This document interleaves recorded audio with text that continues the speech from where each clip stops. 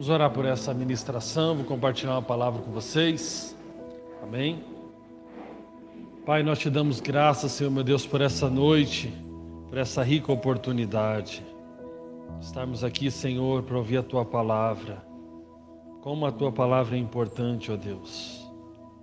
Como a Tua palavra é fundamental na vida de cada um de nós aqui nessa noite. Que ela encontre o bom terreno, que é o nosso coração. Senhor, que ela encontre um coração quebrantado e contrito. Que ela encontre um coração desejoso, um coração faminto, um coração que deseja crescer e avançar no Senhor, ó Pai, em nome de Jesus. Amém. Glória a Deus. Vamos lá. Prazer receber todos aqui, os convidados dos batizandos hoje, dos pais que vão apresentar seus filhos. Hoje em especial, na verdade, é um casal. Amém? Sejam todos bem-vindos. Meu nome é Kleberson, com B. Amém? Kleberson. Tem irmãos aí com 10 anos aí que me conhecem e chamam Kleberson. Glória a Deus. Vamos lá. Queria falar um pouco aqui para você da palavra de Deus, né? Que Deus, ele tem os seus arranjos, né? Você vem aqui, alguns motivados aí pela apresentação ou pelo batismo, né? E talvez você até não tenha frequentado algum tipo de culto, de reunião. E essa foi a ocasião que Deus conseguiu te trazer para ouvir um pouco mais da palavra dele. E isso é muito bom para você. Amém? Texto de Mateus, capítulo 20, versículo 29 ao 34. Peço perdão pelas letras, a ausência da letra hoje, porque deu um problema bem na hora de começar aqui a reunião. Saindo eles de Jericó, uma grande multidão acompanhava. E eis que 2 cegos assentados à beira do caminho, repita comigo, à beira do caminho. À beira do caminho. Amém. Tendo ouvido que Jesus passava, clamaram: Senhor, Filho de Davi, tem compaixão de nós. Mas a multidão os repreendia para que se calassem. Eles, porém, gritavam cada vez mais: Senhor, Filho de Davi, tem misericórdia de nós. Então, parando Jesus, clamou-os e perguntou: Que quereis que eu vos faça? Responderam: Senhor, se nos abra os olhos. Condoído, Jesus tocou-lhe os olhos. Imediatamente recuperaram a vista e foram seguindo. Glória a Deus. Então esse texto aqui, né, ele mostra que tinha 2 cegos sentados à beira do caminho. E Jesus curou eles recuperaram a visão e foram seguindo o caminho. Foram seguindo pelo caminho. Então antes eles estavam à beira, à margem, agora eles puderam seguir o caminho. Amém? Glória a Deus. A Bíblia, né, ela tem aquilo aconteceu de fato, fato histórico, é que tinha 2 cegos mesmos, eles estavam à beira do caminho mesmo, e Jesus ficou ali com compaixão deles, e com compaixão deles, Jesus faz uma pergunta interessante, né? Tinha 2 cegos, Jesus pergunta o que eles querem, e eles responderam que queriam ver, né? Eles podiam pedir outra coisa, mas eles pediram justamente aquilo que eles necessitavam, enxergar. Quando nós vamos para textos como no último livro da Bíblia, que é o livro do Apocalipse, nós podemos encontrar ali Jesus falando para a igreja de Laodiceia que eles precisavam de colírio para que eles pudessem enxergar a sua nudez. E interessante que aquela cidade de Laodiceia, aquela região ali, era que tinha a melhor medicina para os olhos da época. E fisicamente mesmo, eles não tinham problema de visão ali, não é que todo mundo ali estava com problema de visão. Mas a Bíblia faz temos esses comparativos muitas vezes, nós pegamos princípios naturais. Então aqui nós enxergamos aqui pessoas que tinham cegueiras naturais, físicas. Mas nós encontramos textos que tem pessoas que não têm a tal da cegueira física ou qualquer outro tipo de problema físico. que a Bíblia usa esse tipo de ilustração para que nós possamos entender problemas reais da nossa vida que nós temos muitas vezes. Então aqui, olhando aqui, né, rapidamente, nós não temos nenhum cego aqui entre nós. Então nós poderíamos dizer que esse texto não se encaixa porque nós não temos nenhum cego fisicamente. Mas nós precisamos entender que muitas vezes nós temos pontos de cegueiras na nossa vida, né? Coisas que deveriam estar óbvio na nossa vida e que nós não estamos enxergando, ok? E a grande questão aqui, que muitas vezes, né, nós entregamos a nossa vida a Jesus, né? Nós até frequentamos algum tipo de reunião, mas nós não observamos a plenitude do Evangelho operando em nossas vidas. Ou ainda nós continuamos muito parecidos com aquela pessoa que nós éramos antes de conhecer o Senhor. E isso é o questionamento de muitas pessoas, por que não acontece uma transformação? Ou talvez o seu caso seja como, apontando do ponto de vista da analogia de dois cegos, pessoas que estão vivendo a vida sem de fato uma direção clara de Deus. E Deus hoje quer trabalhar e falar conosco a respeito disso. Jesus, ele falou, e está escrito em João capítulo 14, verso 6, eu sou o caminho, a verdade e a vida, e ninguém vai ao Pai senão por mim. Então Jesus aqui ele fala algo muito interessante. Ele não diz que ele era um dos caminhos, ele não diz que ele era uma das opções, mas ele colocou aqui como sendo a única opção. Eu sou o caminho. Então certa vez eu vim até numa empresa muito próxima aqui, eu não estava morando aqui bem próximo, eu não estava morando aqui em cima, na verdade, e eu fui numa empresa grande aqui perto no Parque do Software, e eu falando com um grande empresário ali, e ele falando que achava Jesus uma pessoa diferenciada, um grande mestre que teve na história, mas ele não conseguia ver Jesus como Deus. Aí eu falei para ele, ou você vai ter que concordar que Jesus é Deus, ou você vai ter que concordar que ele é um doido. Porque Jesus aqui, que você diz que é um grande mestre, ele falou algo muito forte, que ele diz, eu sou o caminho. Então ele não disse assim, eu sou um dos caminhos, eu sou uma boa opção de caminho. Ele disse, eu sou o caminho, eu sou a verdade. Então assim, muito se fala, né, hoje nós vivemos numa geração que cada um pode escolher o seu caminho, e é verdade, você pode escolher o caminho, mas não significa que o único caminho que leva à verdade é Jesus, porque ele não disse só que é o caminho, ele falou, eu sou a verdade.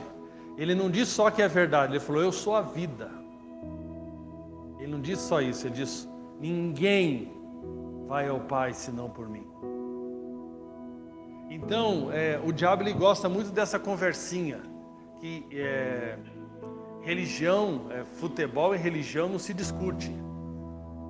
Religião, do ponto de vista bíblico, pouco importa. Pouco importa. E nós muitas vezes damos mais o foco à minha religião, porque você tem a tua religião e eu tenho a minha religião, e nem a tua religião, nem a minha religião importa. Porque Jesus não disse assim, sobre nós nos preocuparmos com uma religião. Por mais que aparentam, né, nós podemos dizer que nós aqui nessa comunidade somos evangélicos, mas evangélicos é simplesmente porque acreditamos no Evangelho de Jesus. Cristão porque seguimos Cristo sendo o nosso cabeça, o nosso Senhor, somos então pequenos cristos. Cristão é pequenos cristos. Então, do ponto de vista aqui, tudo se converge para Cristo, do ponto de vista de, seja, por mais que nós hoje temos evangélicos de fachada e cristãos de fachada, a profundidade das palavras, todas apontam para profundos seguidores de Jesus Cristo e não religiosos. Porque se você olhar no contexto histórico, quem matou Jesus foram os religiosos. Porque Jesus chegou fazendo afirmações muito pesadas para eles. dizendo afirmações como essa, dizendo, quando os discípulos perguntaram, mostra-nos o Pai, Jesus disse, quem vê a mim, vê o Pai. Como que vocês pedem para mostrar o Pai? Quem vê a mim, vê o Pai. E na verdade, muitas vezes na nossa vida, nós até flertamos com Jesus. Tem gente aqui que está ficando com Jesus. Hoje não é nem fica mais, é pega, né? Hoje não estão nem ficando mais a turma, né? Pega um. Quanto você pegou essa noite? Eu sou meio desatualizado desse contexto do pega, do fica, graças a Deus. Mas hoje é mais ou menos assim, o quê? Quanto menos compromisso, melhor. Porque a liberdade que se vende hoje, que é mentira, porque é uma prisão, ou seja, qual que é um relacionamento livre na cabeça de muitas pessoas? É um relacionamento que não tem pegação no pé, é um relacionamento talvez de segunda a sexta, mesmo casado, no final de semana você vai para um lado, eu vou para o outro, que agora tem o tal do relacionamento aberto. Então nós estamos vivendo uma geração assim, de ficar, de não se comprometer e chamar isso de liberdade. Aí o Jesus que nós flertamos com ele, ou nós ficamos com ele de vez em quando, ou nós temos algum tipo de relacionamento com ele ocasionalmente, e nós ficamos até chateados quando alguém diz que só porque nós não estamos congregando, nós estamos desviados, mas quem diz que eu estou desviado? Deus mora no meu coração. Mas na verdade, se nós formos olhar aqui, e nós queremos aprofundar hoje, nós temos vivido um relacionamento com Jesus de flerte, de ocasional, de conveniência. E Jesus nos chama um relacionamento de profundidade. De profundidade. E aqui nós podemos observar que toda pessoa que está vivendo num tipo de cegueira, ele vive um relacionamento com Jesus à beira do caminho. E o que eu quero ilustrar aqui com a beira do caminho hoje? É um relacionamento sem profundidade com Jesus. É um relacionamento mais ou menos como eu pego daquilo que se chama Jesus, daquilo que me interessa, aquilo que me convém, mas eu não tenho ele como o meu caminho. Caminho fala de direção. Eu não tenho ele como a verdade da minha vida. E eu não tenho ele como minha vida. Nós costumamos falar sobre nossos familiares, né? O esposo fala para a esposa fala para o marido muitas vezes, você é minha vida, você é meu tudo. Isso não é verdade. Porque você consegue viver sem seu cônjuge, mas a verdadeira vida, ninguém pode viver sem Jesus. Ninguém. E principalmente, espero que a descoberta sua não seja após a morte, onde de fato muitos encararão a dura realidade da escolha que fizeram, porque só Jesus nos dá a vida Zoe, a vida eterna. Ele não nos dá, Ele é essa própria vida. Então isso é algo muito importante. Pergunta de Jesus para mim e para você nessa noite: que tipo de relacionamento nós temos vivido com Ele? Eu costumo fazer essa pergunta aqui, eu gostaria até de... Acho que vou passar o microfone perguntando um por um. Brincadeira. O pessoal não quer pegar o microfone, né? O pessoal já começa a suar assim já.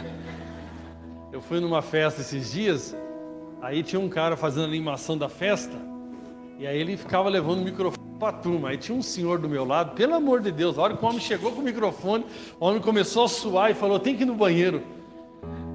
Aí o rapaz falou: então você vai ter que falar para mim se deu mal. Aí eu falei: você quer se eu pegar esse aparelhinho aqui é pelo menos 1 hora. Mas as pessoas fogem do microfone. Mas uma coisa muito importante na nossa vida, né? Nós preocupamos, bons pais pelo menos, né, diante da sociedade, se preocupam com a formação do seu filho. Você é aquele pai zeloso. Muitos até se esforçam para dar às vezes uma escola particular. Se não tem dinheiro para a escola particular, meu pai ficava orgulhoso de poder pagar o meu vale transporte para me estudar no Dom Pedro, ali no seminário. Ele passava de ônibus ali, que ele era motorista de ônibus, e falava: meu filho estuda aqui. Não era particular, mas já era lá no Batel. Então os pais fazem de tudo para dar uma educação natural para os filhos. Ficam orgulhosos quando seus filhos conseguem alcançar uma faculdade, conseguem alcançar algum cargo, né, uma profissão, conseguem abrir algum negócio, né? Eles ficam muito orgulhosos dessas coisas. Mas existe uma pobreza espiritual muito grande nas famílias.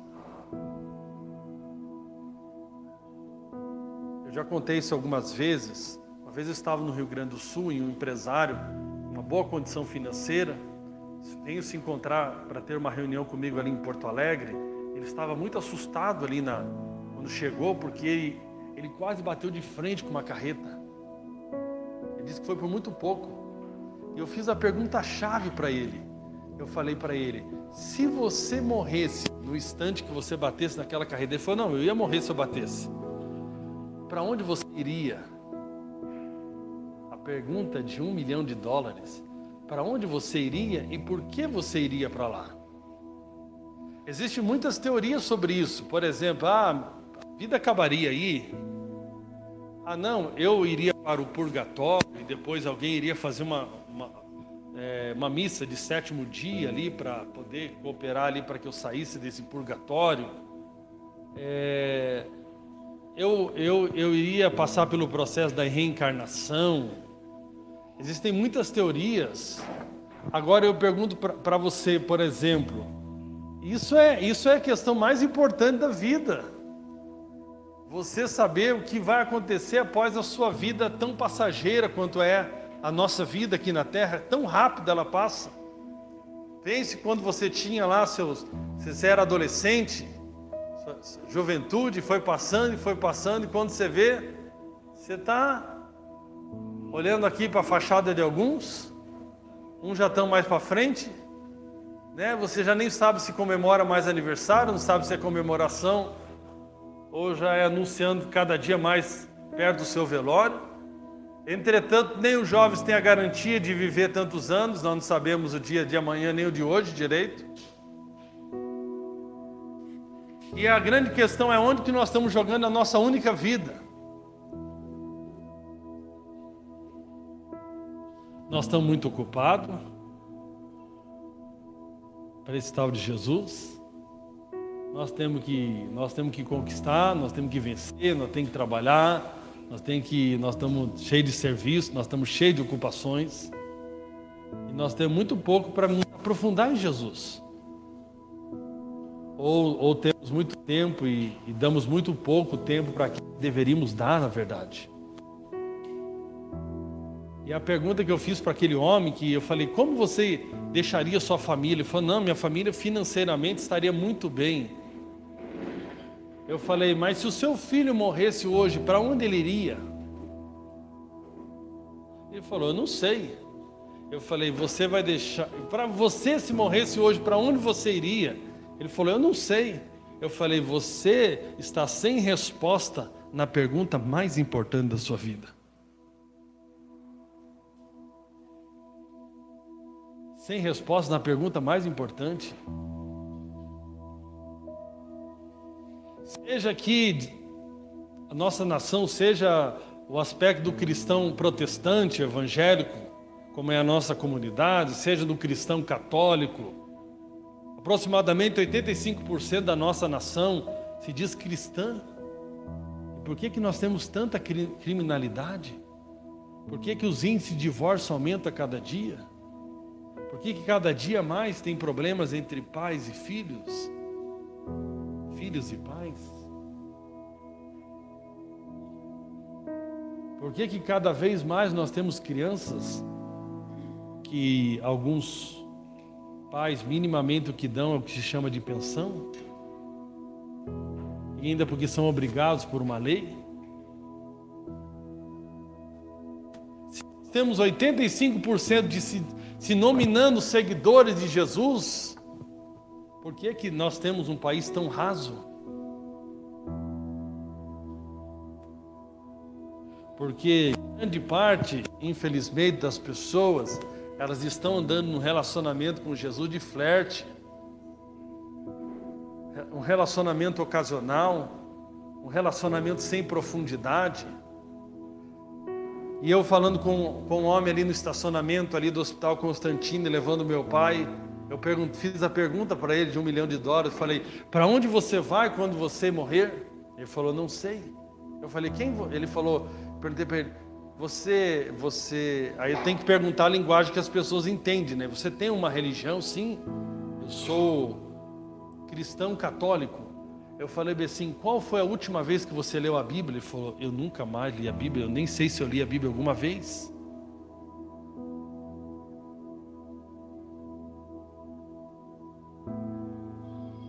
O pessoal está achando que relacionamento com Jesus é simplesmente dizer, eu tenho uma religião aí,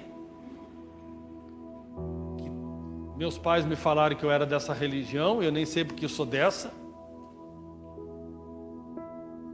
Eu estou fazendo porque meus pais falaram, vamos continuar falando, mas nem sei por que eu faço. Mas Jesus mesmo eu não conheço. Jesus mesmo. Então isso é algo que é muito sério. A vida cristã não há muitos caminhos para você aprender. Só há um caminho que é necessário, o Senhor Jesus. Só temos um caminho necessário, é Jesus. Jesus, precisamos entender que Cristo é a provisão completa que nós precisamos. Cristo é tudo. Então existe uma consequência, eu quero aqui dar uma acelerada. Existe uma consequência grave de nós estarmos nesse relacionamento superficial com Jesus. E aqui na nossa comunidade, se tem uma coisa que nós estamos estimulando, é a leitura bíblica. Esse tipo de pregação aqui, ela é importante, ela vai te instigar, ela vai te ajudar em alguns passos, mas ela não é definitiva. A definitiva é a partir do momento que você vai para a palavra de Deus. Aí talvez a tua pergunta seja, mas por que tem que ser a Bíblia? Talvez tenha essa pergunta, uma boa pergunta. Ela tem muitas respostas. Por mais que no profundo do coração, no verdadeiro cristão que teve uma experiência com Jesus, essa não é a dúvida principal no teu coração, porque você já iniciou um relacionamento com Jesus pela fé.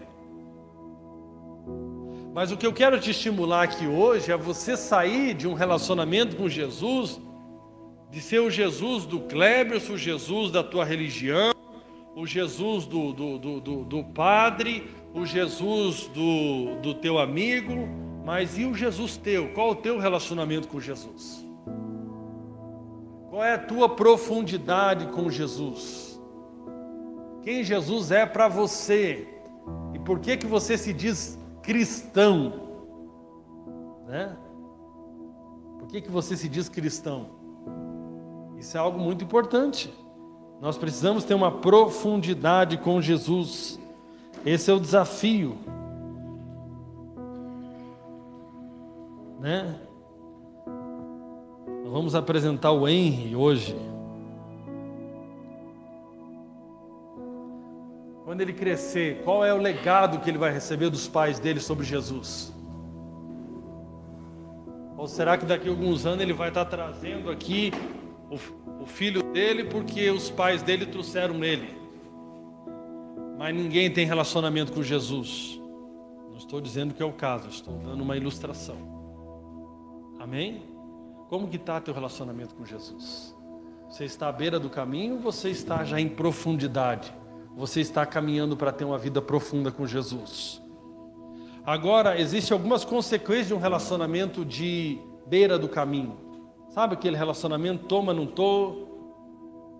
Estamos, mas não estamos? Eu tô, mas preciso estar meio escondidinho, porque vai que o meu filho descobre que eu vou tomar algumas decisões que vão contrariar. Vai que a minha família não gosta do que eu estou fazendo. Porque seguir a Jesus, hoje, né, segundo algumas igrejas, é você que era um mendigo virar um empresário. Mas seguir a Jesus, isso inclui não só esses benefícios. Inclusive não existe promessa na Bíblia que você vai seguir a Jesus, agora vai deixar de ser um mendigo e vai virar um empresário. Não, Deus... Ele cuida de nós, Ele fala que Ele é um pai. Mas Ele não está prometendo que vai dar empresa para todo filho. Mas Ele dá paz e alegria no Espírito Santo lá no teu interior. Coisa que nenhuma empresa pode dar.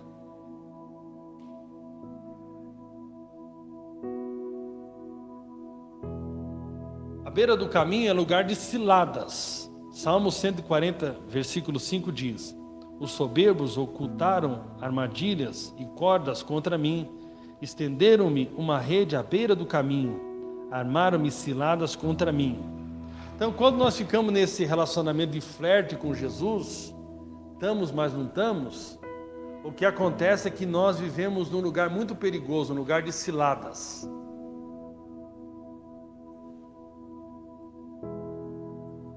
Jesus, Ele está dizendo, eu sou o caminho, mas você só está flertando com Ele. Aí você, em vez de seguir Ele como caminho, Ele como direção, Ele como sua vida, Ele como seu tudo, Ele está falando, filho, vai por aqui. Como você só flerta com Ele, você não vai só por aqui. Às vezes você vai até por aqui, mas tem vezes que você vai por aqui, tem vezes que você vai por aqui. Ou seja, eu estou com Jesus, mas não estou com Jesus. E há um problema grande aqui. Quando nós estamos à beira do caminho, nós estamos sujeitos a todo tipo de cilada. Você já parou para pensar comigo? Já parou para pensar em como estaria a sua vida e a minha vida se eu seguisse realmente Jesus? Se eu fizesse as coisas do jeito que Jesus manda eu fazer? Se eu seguisse realmente Jesus como caminho? Do que diz respeito às minhas finanças, a forma de tratar o meu cônjuge, a forma de lidar com aqueles que me ofendem. Como será que estaria o teu coração hoje se você lidasse com os que te ofendem da maneira como Jesus diz para você lidar?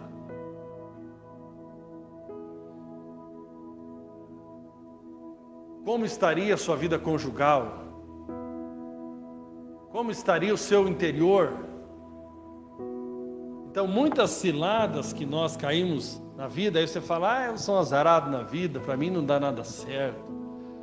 Eu não sei o que na vida, porque para mim não sei o que. Não é que não dá nada certo, é que você não entendeu o que é a fonte do êxito na vida.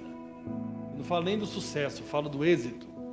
Porque sucesso, você pode ter um sucesso na ótica do mundo. Mas eu estou falando aqui de Jesus olhar para você e falar, poxa, tá bom, é assim mesmo, sério, continua, vai por aí. E esse é um relacionamento com Jesus que é um caminhar com Ele, é o teu amigo que você está caminhando com Ele, você está falando com Ele, e você vai ver aqui a importância da palavra dEle nesse relacionamento, mas é você batendo esse papo com Ele, falando, bom dia meu amigo Jesus, bom dia, como é que é? Eu tenho aqui essa área da minha vida aqui para mim seguir, eu tenho que dar esse próximo passo aqui. Como que é o caminho aqui, Jesus? Como é que eu vou nessa área? Como que eu faço aqui? E Ele vai te falar. Ele vai te direcionar. Ele vai te tirar de muitas ciladas, muitos tropeços, muitas coisas que você está passando hoje que não era nem para você passar. As pessoas perguntam, por que há tanto sofrimento no mundo? Se Deus existe, por que há tanto sofrimento no mundo? Eu respondo para mim, para você, pensando na nossa própria vida. Quantas vezes Deus está mandando nós para ir para uma direção, nós vamos para outra. Nós nem nos importamos em perguntar para Deus qual é a direção.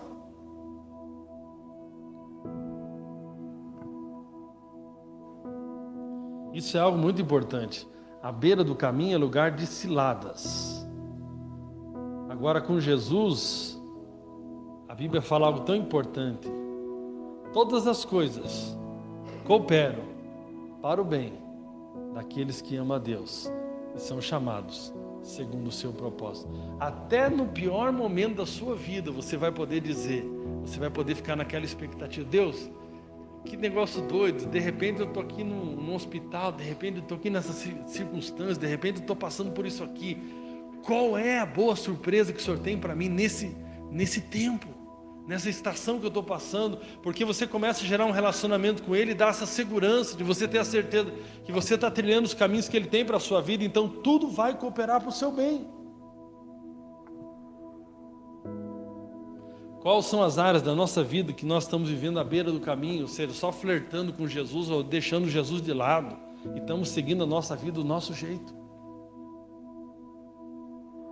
Estamos tão enraizados ainda naquelas tradições familiares que não tem sentido nenhum mais para nós, que não tem nada a ver com Jesus, e nós estamos mais preocupados em seguir isso do que seguir Jesus.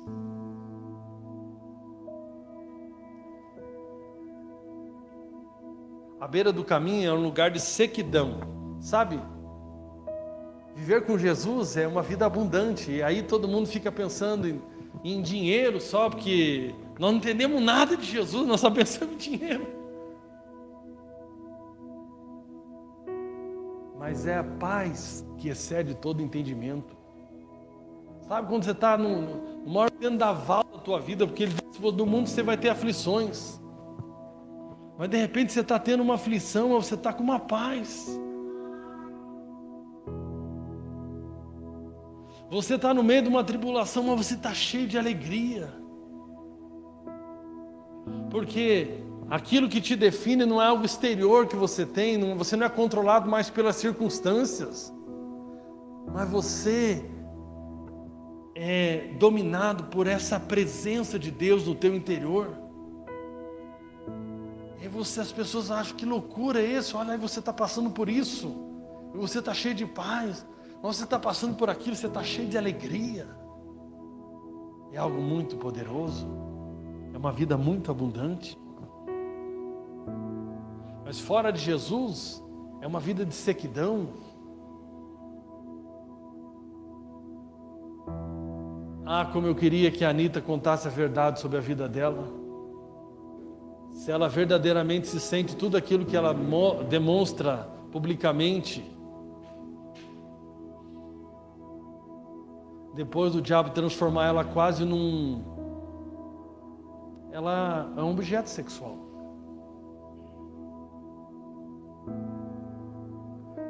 Como é que ela se sente depois de viver uma vida sexual tão promíscua como ela vive, que ela chama de liberdade, no qual ela pensa que tem muitos, mas não tem ninguém? O que seria da vida dela se acabasse o dinheiro dela e se o corpo dela ficasse enfermo? Ela não teria nenhum homem para dizer que é, chamar de seu marido, seu esposo fiel.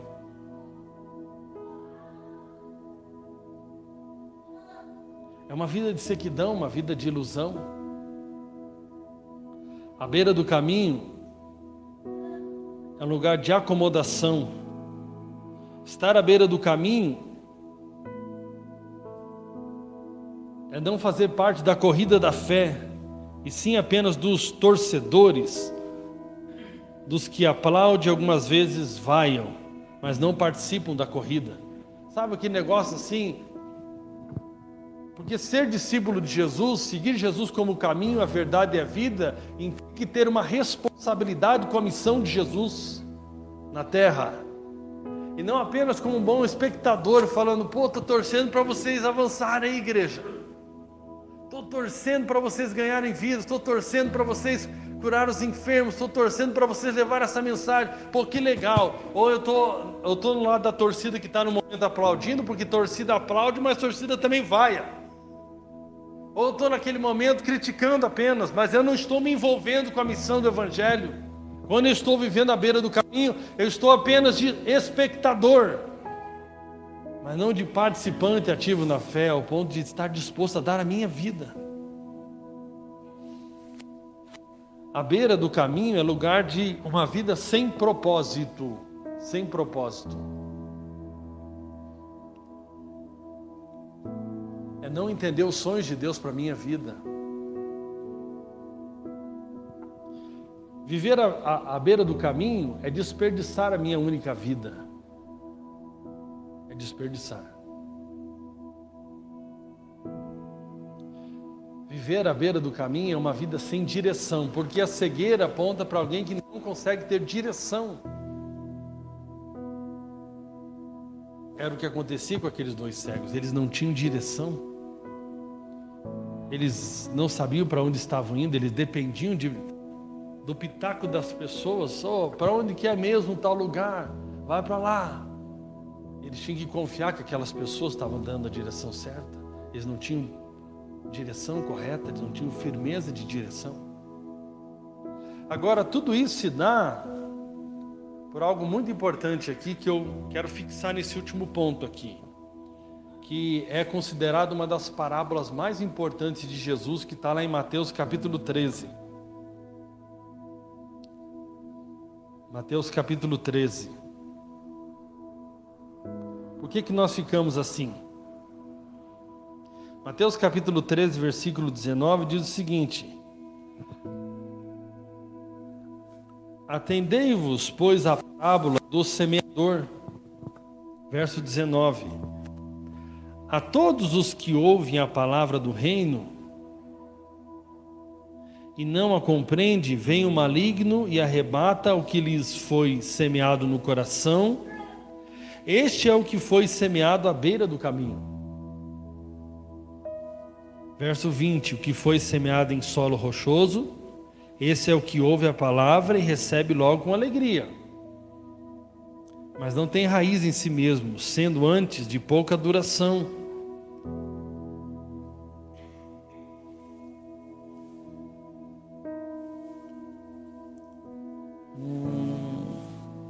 Mas esse não tem raiz em si mesmo, sendo antes de pouca duração.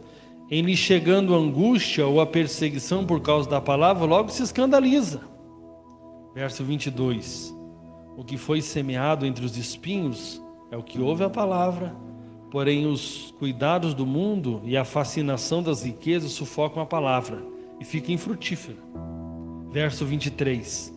Mas o que foi semeado em boa terra é o que ouve a palavra e a compreende. Este frutifica e produz a 100, e a 60, e a 30 por 1. Essa parábola aqui, ela é chave na nossa vida. É a parábola, uma das parábolas mais importantes que Jesus deixou. Por quê? Porque nós temos aqui a figura do semeador, nós temos aqui a semente, e nós temos aqui o terreno que recebe a semente. Então nós vamos refletir aqui um pouquinho. O semeador aqui não importa muito. Por quê?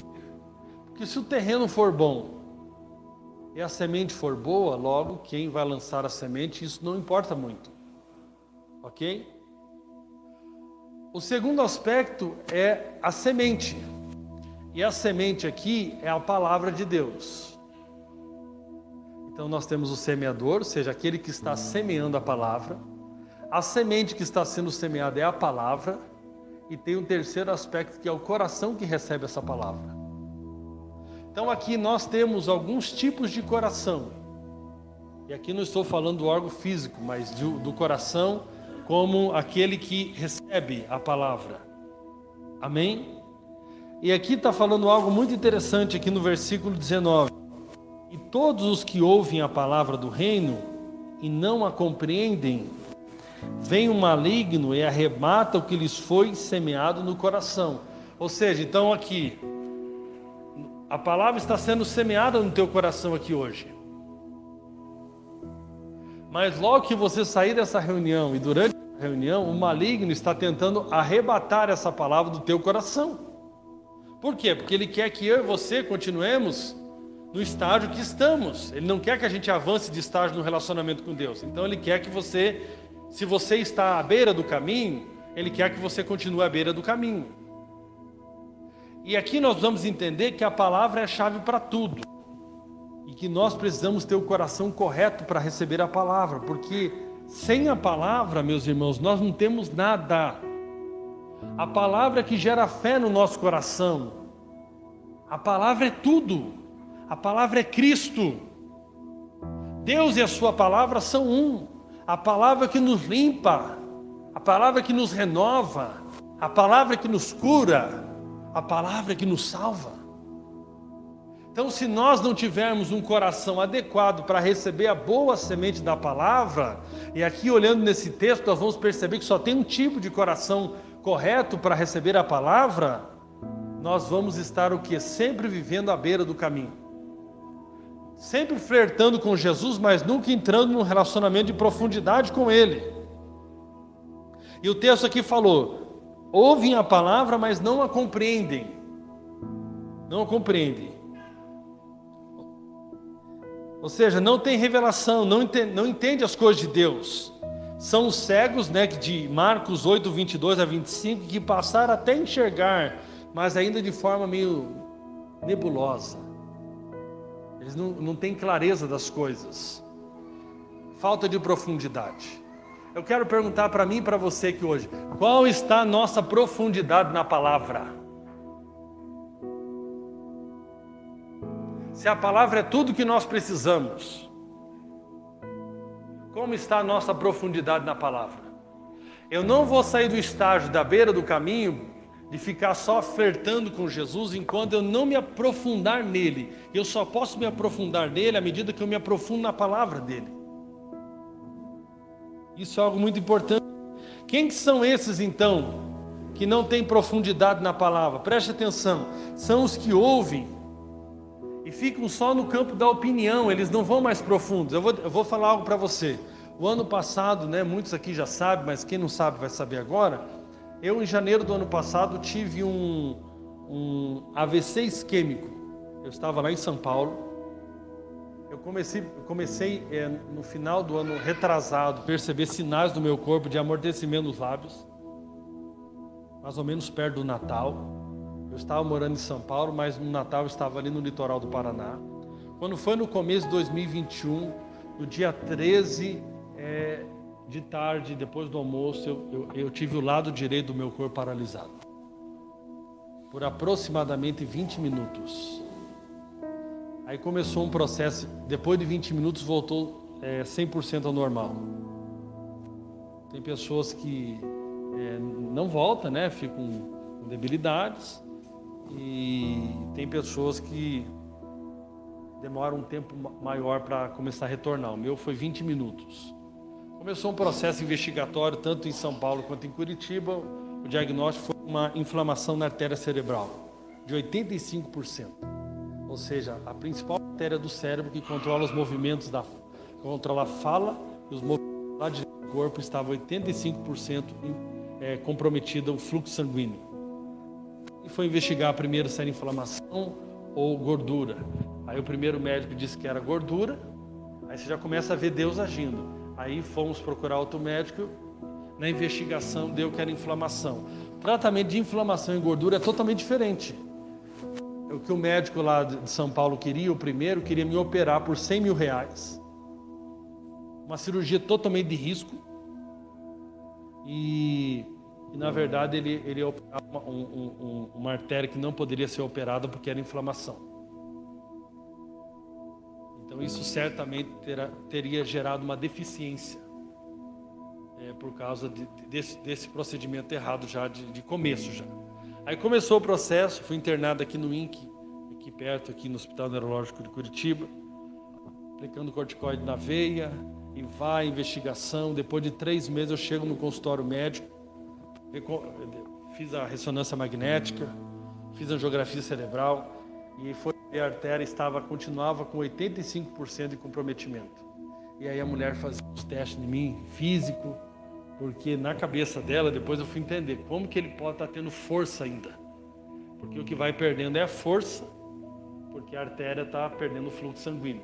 Aí ela fazia o teste da perna, fazia o teste lá, fazia o teste dos braços e etc. Vai, confusão médica, um monte de coisa. E o que pegou naquele momento ali? Qual que era a questão?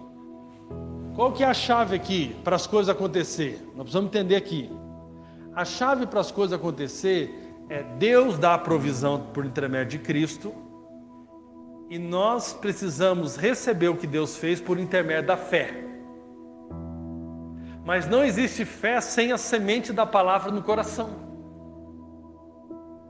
Não existe obediência a Deus sem a semente da palavra no coração. Não existe nada sem a semente da palavra de Deus no coração. E aqui é muito mais do que um conhecimento mental. A fé no coração é a harmonia entre o meu intelecto, as minhas emoções, que se torna uma só unidade do meu coração.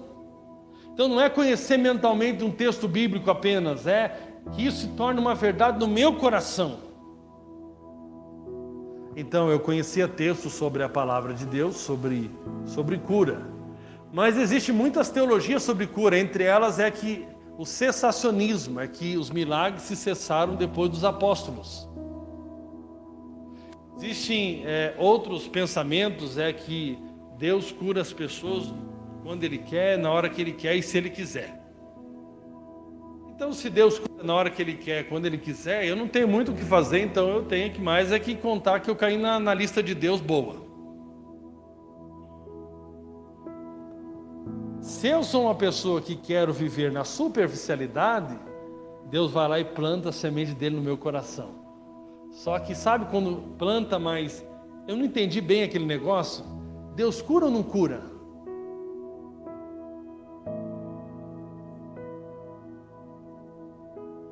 Sabe assim, na hora que você está lá naquele estágio mesmo forte, o que eu fui, meus irmãos? Eu fui me aprofundar nessa parte, fui me aprofundar em Deus. Eu separei textos sobre esse assunto, eu peguei livros bons sobre esse assunto, e eu fui me aprofundar, Por quê? Porque eu sabia que a semente da palavra, para que ela não podia, eu não podia ter uma fé, acredito mais ou menos, sei mais ou menos, eu precisaria me aprofundar em Deus. Porque se eu ficasse no campo da superficialidade, qual que é o problema da superficialidade? Se eu não tenho convicção sobre um assunto, se eu estou à beira do caminho, qualquer pitaco que dão, eu lembro claramente que eu estava orando por 2 pessoas, e a época que eu peguei foi a pior, porque tinha a pandemia, né? Gente morrendo de Covid por tudo quanto é lado, e eu passando por aquela situação, e gente mandando, ora pelo meu parente, ele está na UTI. Eu falei, meu Deus do céu, ele está na UTI. Senhor. Eu lembro de 2 pessoas aqui, um aqui da nossa região, o Rogério Miadeira, meu amigo de infância, estava com Covid. Daqui a pouco ele faleceu, passou uma semana ele faleceu, 42 anos, 43 anos. Tinha um outro pastor lá de Campinas que eu estava orando, acho que ele faleceu quase no mesmo dia. Você imagina o ataque que eu estou. Eu estou com um processo inflamatório na artéria cerebral na época, estou no meio de uma pandemia, estou orando por alguns amigos, uns estão morrendo, e eu estou no meio dessa guerra. E eu me firmando na palavra, não nas experiências que estão acontecendo. E uma das coisas que Deus falou claramente comigo em São Paulo, no dia que eu soube da morte, eu acho que um morreu de manhã, outro morreu de tarde. Era pior que sexta-feira 13. Eu vi claramente o Espírito Santo falando comigo, não baseie a sua fé na experiência dos outros. Baseie sua fé na minha palavra. E eu fui firmando, e eu fui saindo desse terreno aí dos que estão à beira do caminho, que não compreendem. Agora, compreender não é coisa para gente que quer ser raso. Não tem como você ser um bom médico se você não for estudar.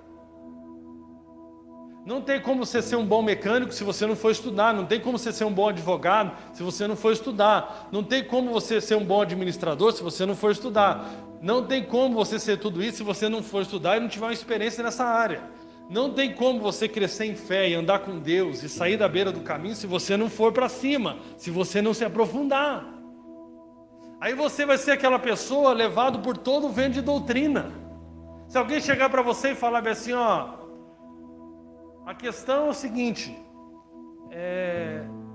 o que você acredita sobre a eternidade? Se você é alguém que está à beira do caminho, você não tem firmeza. Você vai acreditando em tudo que te falo. Eu queria perguntar para você aqui, eu te faço uma pergunta. Você que acredita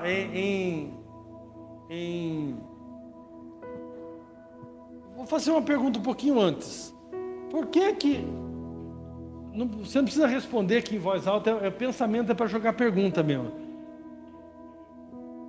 Talvez tenha alguém aqui que você acredita na missa de 7º dia. Você já estudou para ver por que você acredita nisso? Por que você faz uma missa de 7º dia?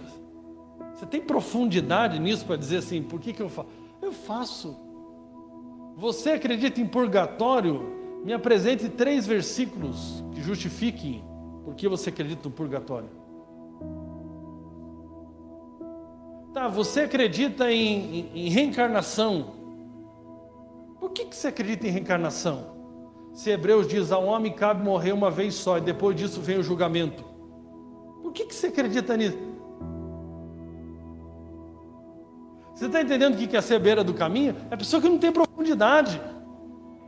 É você pegar a tua Bíblia e falar, dar razão, você dá razão a respeito da sua esperança, da sua fé, por que você acredita? Por que você segue esse caminho? Isso é ser alguém profundo. Porque se você não é profundo, qualquer coisa vai te levando. Essa semana você está acreditando nisso, na outra semana você está acreditando no outro. Mas nós não estamos falando de coisa brincadeira, nós estamos falando de coisas que envolvem a nossa eternidade. Um dia eu estava pregando num encontro, num retiro que a gente fazia chamado Encontro com Deus, e um rapaz gritou lá, você está mentindo! Oh! Aí a primeira pergunta que eu fiz para começar, e se eu estiver falando a verdade?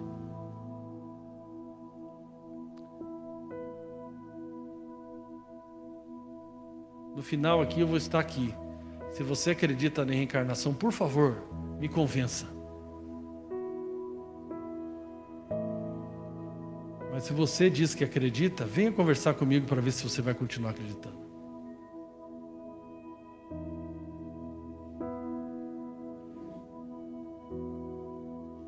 Por que você batiza criança?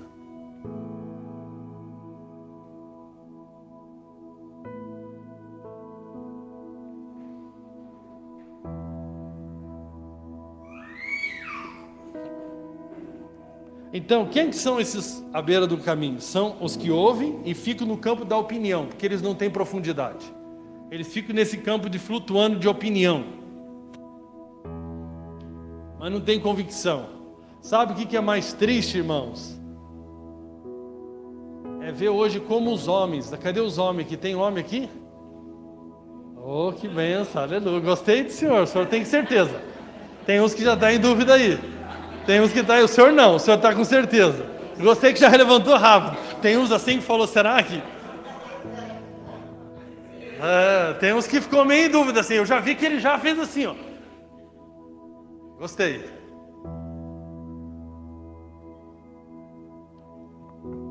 Irmão, se tem uma coisa que é importante, um homem que é para ser o cabeça da sua casa, é que o homem tem que ser expert na Bíblia.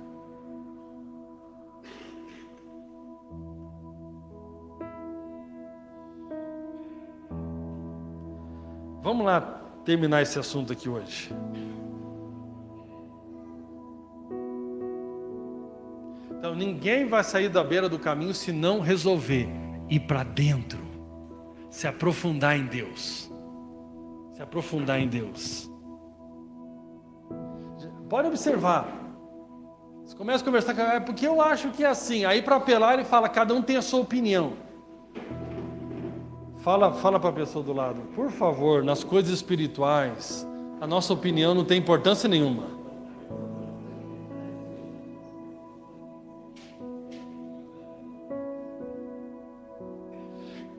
Quando a gente vai nas reuniões da igreja, as nossas reuniões nas casas, a gente estuda a Bíblia aqui.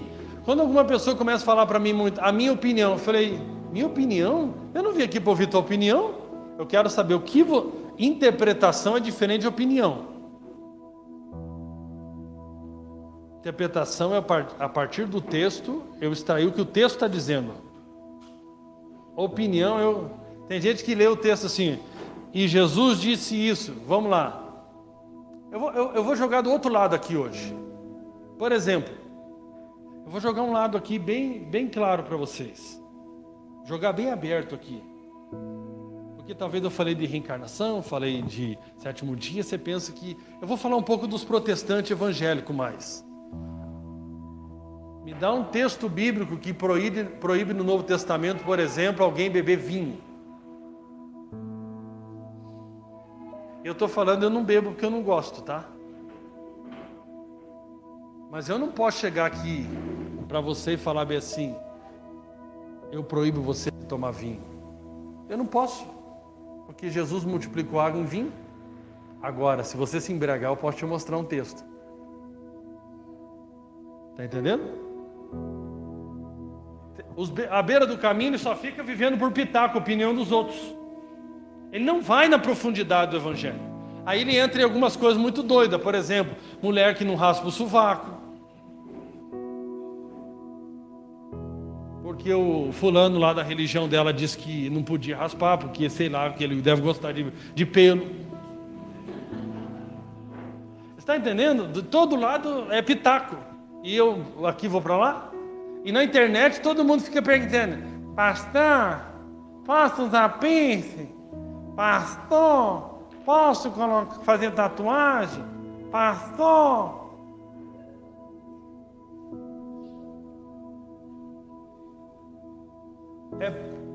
É o povo que gosta de receber pitaco na sua própria vida, porque não vai na profundidade.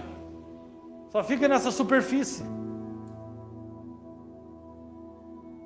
Eu já perguntaria, se eu tivesse alguma dúvida bíblica, vamos colocar: pastor, tem algum texto do Novo Testamento que diga que eu não poderia fazer uma tatuagem? Se eu já pergunto para o pastor um texto, eu já estou começando um pouquinho melhor. Eu vejo cada resposta boba de pastor na internet para outros bobos que perguntaram. E o povo vive nesse pitaco, pitaco para lá, pitaco para cá, ninguém se aprofunda em Deus. Não, está na hora de nós se aprofundar em Deus. Eu quero falar para você aqui algo bem interessante. Vou te dar, concluindo aqui, algo bem interessante para você. Em nome de Jesus. Como que nós vamos sair da beira do caminho então? É nos enchendo da palavra, até que haja harmonia entre mente, emoções e o coração. E o texto de Romanos diz o seguinte, capítulo 10, versículo 8. Porém se diz: a palavra está perto de ti, na tua boca e no teu coração. Isto é, a palavra da fé que pregamos. Ou seja, a palavra está perto de ti, na tua boca e no teu coração. Crente é aquele que está falando da palavra. Ela está na boca e está no coração. Se com a tua boca confessares Jesus como Senhor e em teu coração creres que Deus ressuscitou dentre os mortos, serás salvo. Então você confessa com a boca e crê no coração. Porquanto a Escritura diz: todo aquele que nele crê não será confundido. Pois não há distinção entre judeu e grego, uma vez que o mesmo é o Senhor de todos, rico para com todos os que o invocam. Porque todo aquele que invocar o nome do Senhor será salvo. Todo aquele que invocar o nome de quem? Do Senhor.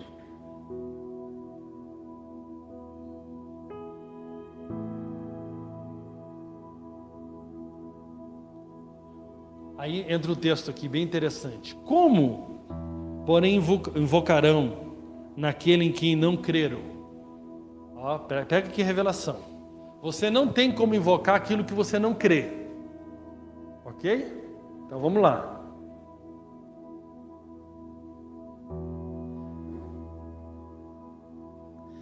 Então, não tem como invocar se você não crê. Agora o texto continua. E como que crerão naquele de quem nada ouviram? Então está ensinando o seguinte: que nós não podemos crer sem ouvir. Então, como eu faço para crer? Eu tenho que ouvir.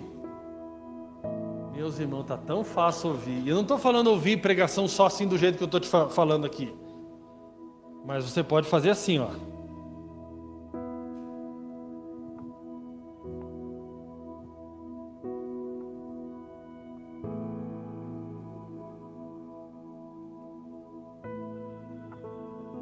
Naquele mesmo dia, saindo Jesus de casa, assentou-se à beira-mar.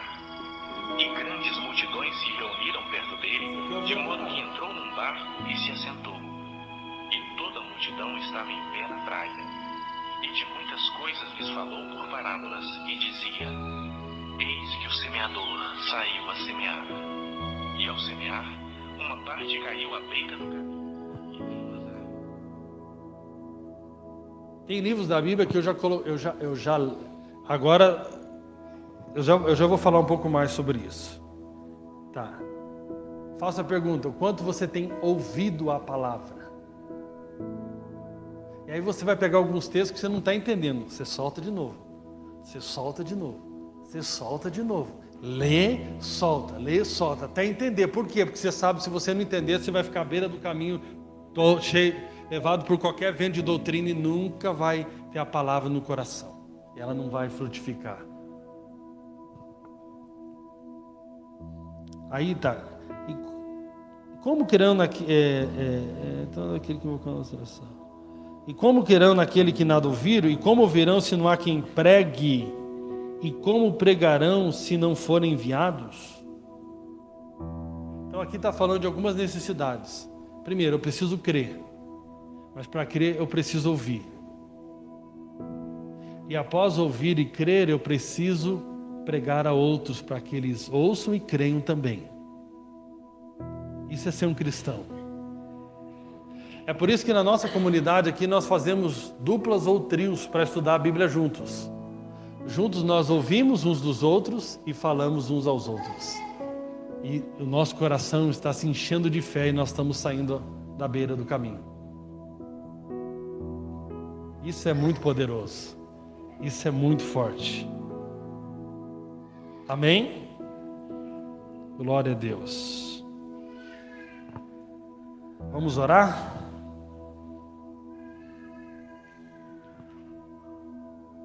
Deus é bom. Anderson, chega aqui para nós no violão, fazer um fundinho.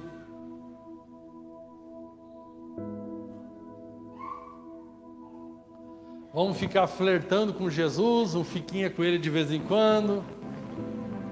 Ou nós vamos nos aprofundar nele, né? Eu vou te contar algo aqui de maneira bem simples. Todos nós fomos concebidos em pecado. Que nós nascemos da descendência de Adão.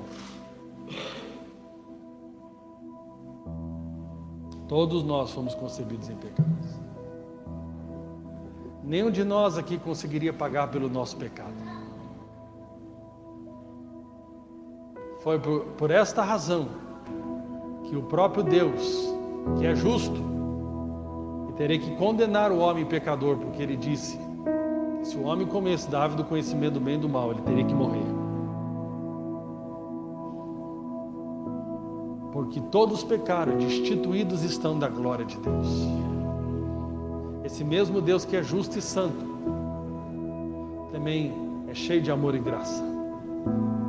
Então esse Deus que é justo e santo, mas cheio de amor e graça, enviou o seu Filho, Jesus, que é Deus. Jesus foi concebido pelo Espírito Santo no ventre de Maria. Porque não poderia ser da relação de José com Maria, porque senão haveria a descendência de Adão nesse relacionamento. O próprio Deus, através do Espírito Santo, concebeu Jesus no ventre de Maria. Jesus foi concebido então sem pecado. Jesus foi testado em todas as coisas e nunca pecou. E Jesus então estava apto, ali na cruz, morrer pelos nossos pecados. Jesus nunca foi assassinado. Jesus se entregou por amor a nós naquela cruz. Nenhum de nós pode ser salvo pelas nossas próprias obras. Por isso que o próprio Deus se oferece na cruz, como o cordeiro que tira o pecado do mundo. Lá na cruz, Ele recebe a punição pelo meu e pelo seu pecado. E naquela cruz, Ele concede a esse homem pecador a sua justiça. Todos aqueles que creem em Jesus hoje, reconhecendo que são pecadores, que foram concebidos em pecado, que não podem se salvar, reconhece que Jesus é o único que pode o salvar. Recebe essa mensagem como verdade do coração. Invoco Jesus. Eu reconheço que eu estou perdido. Eu reconheço que eu pequei. Eu reconheço que transgredi a sua lei. E reconheço que mereço o inferno. Mas também reconheço a sua graça e o seu amor por mim. Eu invoco o seu nome hoje para me salvar. Jesus, então, pela fé. A salvação é para todos, mas o acesso é pela fé. Então, pela fé, você tem o perdão dos seus pecados, passado, presente e futuro, e recebe dele uma nova natureza, e recebe dele a sua justiça, santa, irrepreensível. E ele te dá o poder de ser feito filho de Deus, a saber, os que creem no seu nome. E aí você pode então, se você morrer, se você chegasse na porta do céu lá e perguntasse, por quê? Como que é o nome do senhor? Arilson? Seu Arilson? Oi? Anilson? Anilson, seu Anilson. Por que você pode entrar no céu? Seu Anilson então diria, por causa de Jesus. Porque eu criei na obra de Cristo. Só por causa de Cristo. As boas obras são o resultado da salvação. Ninguém é salvo por boas obras. As boas obras são o resultado daquele que foi salvo. Amém? Esse é o Evangelho de Jesus. E a partir daí nós começamos a viver para a glória dele. Nós somos inseridos na igreja, que é o corpo espiritual de Cristo. Somos inseridos nessa igreja como membros desse corpo. Passamos a viver para a glória de Deus. Quer comais, quer bebais, fazei tudo para a glória de Deus. Então nós passamos a viver uma vida para a glória de Deus. Amém? Glória a Deus. Aleluia. Se coloque de pé em nome de Jesus.